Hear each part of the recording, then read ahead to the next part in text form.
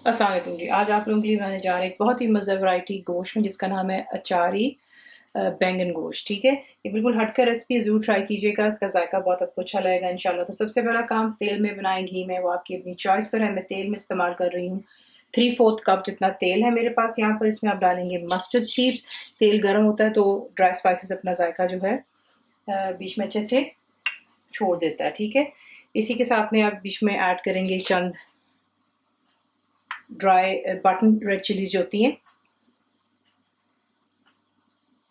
और इसके साथ ही बीच में मैं ऐड करूंगी, आपको साथ ही खुशबू आनी शुरू हो जाती है राई की गरम तेल में। ठीक है ना, इसमें ऐड करेंगे 2 दरमियाने साइज के प्याज जो मैंने ग्राइंड करके रखे हुए हैं यहाँ पर। साथ ही बीच में मैं डालूंगी अदरक और लहसुन का पेस्ट 1.5 टेबल स्पून बिल्कुल भरकर है। तमाम चीज़ों को हाई फ्लेम पर रखें। जैसे आपने यहाँ पे इतना फ्राई करना है कि आप देखेंगे इसका कलर जितना आप चेंज कर सकते हैं, क्योंकि ग्राइंड किया हुआ प्याज है तो ये कि थोड़ा सा टाइम लगता है। पेशेंस रखिएगा, फ्लेम हाई पर रखें और बीच में चमचा चलाते रहें ताकि नीचे ना लगे प्याज। ठीक है, और इसको अच्छे से कलर चेंज हो जाने दें और उसके बाद नेक्स्ट मुकम्मल लिखी हुई रेसिपी के लिए यूट्यूब की वीडियो के नीचे चेक करें या फिर वीडियो के ऊपर लिंक को चेक करें, जो कि आपको सीधे मेरे वेबसाइट cookWithFaiza.net पर ले जाएगा। तो देख ले, प्याज होगी यहाँ पर अच्छी सी सुनहरे रंग में। अब इसमें आप ऐड करेंगे मटन का गोश्त। मैं इस्तेमाल कर रही हूँ 1 kg जितना। आप चाहें तो आप इसको चिकन में भी बना सकते हैं, लेकिन थोड़ा गोश्त में बना रहे हैं इसलिए इसका भी जायका आपको बहुत अच्छा आएगा। इसमें डालकर गोश्त को अच्छे से आपने मिक्स करना है और यहीं पर इसके अंदर जाएंगे इसके मसाले। मसाले बहुत सिंपल हैं। पिसी हुई लाल मिर्ची आप डालेंगे 1.5 टीस्पून, हल्दी 1/2 टीस्पून, नमक 1.5 टीस्पून। हमेशा आपको कहा है हर वीडियो में कि आप अपने जायके के मुताबिक नमक और मिर्चें रख सकते हैं। कुटी हुई लाल मिर्चें 1 टीस्पून डाल रही हूँ। ये ज़ीरा है कुटा हुआ 1.5 टेबल स्पून, कुटा हुआ धनिया 1.5 टेबल स्पून। ये भुना हुआ नहीं है, सिर्फ कुटा हुआ है। ठीक है, बीच में करी लीव जाएंगे, ड्राई है, अबाउट 1 टेबल स्पून है। अगर फ्रेश डाल रहे हैं तो गिनती के 15-20 डाल दीजिएगा। सौंफ बीच में जाएगी 2 टीस्पून, और जो होता है मेथी दाना वो 1 टीस्पून। ठीक है, तमाम चीज़ों को डालते हैं अच्छी तरह। इसको गोश्त के साथ पहले मिक्स कर लें। इसी मसाले में जो है आपने गोश्त को पहले भूनना है तकरीबन 2 से 4 मिनट के लिए हाई फ्लेम पर, जो मैं यहाँ पर कर चुकी हूँ। ठीक है,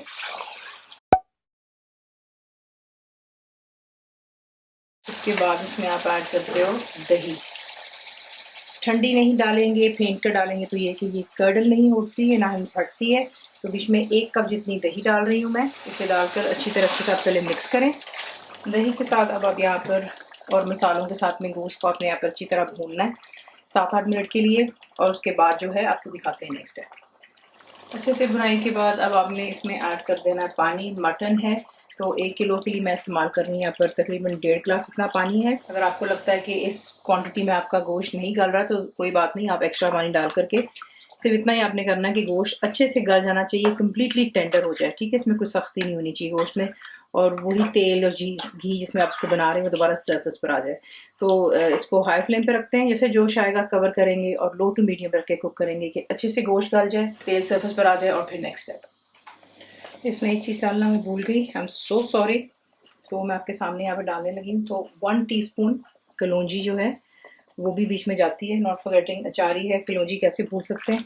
तो ये थोड़ी सी मुझसे मिस्टेक हो गई थी, तो ये मैंने आपके सामने यहीं पे डाल दिया। ठीक है, इट डजंट रियली मैटर क्योंकि अभी कुक करेगा पानी में तो तमाम जायके जो मसालों के हैं वो पानी की वजह से गोश्त में और मसाले में आ जाते हैं। ठीक है, तो 1 टीस्पून मैंने जो है इसमें कलौंजी भी ऐड कर दी। अब इसको आराम से पकने दें और उसके बाद नेक्स्ट स्टेप। तो ये देखिए यहाँ पर गोश्त अच्छे से गल गया हुआ है और मैंने इसको अच्छी तरह फिर हाई फ्लेम पर भून लिया था। ठीक है, अब इसमें आप ऐड करते हैं बैंगन। ये आपकी अपनी चॉइस है, आप कितना डालना चाहते हैं। 1 किलो के हिसाब से मैंने आधा किलो इसमें बैंगन डाला है। इसे डालकर अच्छी तरह मिक्स करते हैं बीच में। इसे अच्छी तरह आपने मिक्स कर लिया और यहाँ पर आप बिल्कुल, अगर आप चाहें तो कुछ लोग होते हैं इसके अंदर पानी नहीं डालते हैं, उसको बिल्कुल दम में जो है बैंगन को गला लेते हैं। मैं यहाँ पर जो सिर्फ आधे कप जितना पानी डाल रही हूँ। ठीक है, इसको दोबारा मिक्स करें, कवर करें और बिल्कुल इसको दम पर रख दें कि आप देखेंगे कि जो बैंगन है वो अच्छे से गल जाएगा। ठीक है, और फिर उसके बाद इसमें क्या डालेंगे वो आपको बाद में दम देने के बाद तेल सरफेस पर आ गया, बैंगन अच्छे से गल गए। अब इसमें आप हरी मिर्चें डालिएगा। ये जो है डिश और की बड़ी खूबसूरत दिखती है। तीखी वाली डाल रही, लेकिन इसका स्पाइसी जो हीट होती है मिर्चों की वो तब साल में जाती है अगर आप इसको काट कर डालते हैं। अगर ये साबुत डालते हैं दैट्स फाइन, मिर्चें जो हैं वो अपना जायका बीच में नहीं छोड़ेंगी इंशाल्लाह। तो हरा धनिया डालें काफ़ी ज़्यादा बीच में, एक दरमियाने साइज की बंद डाल दें। इसको अच्छी तरह मिक्स करते हैं, ठीक है। और मैं इस पर थोड़ा सा गरम मसाला डालूंगी अपने घर का, 1/2 टीस्पून जितना। इसको मिक्स करते हैं और इसे करते हैं डिश।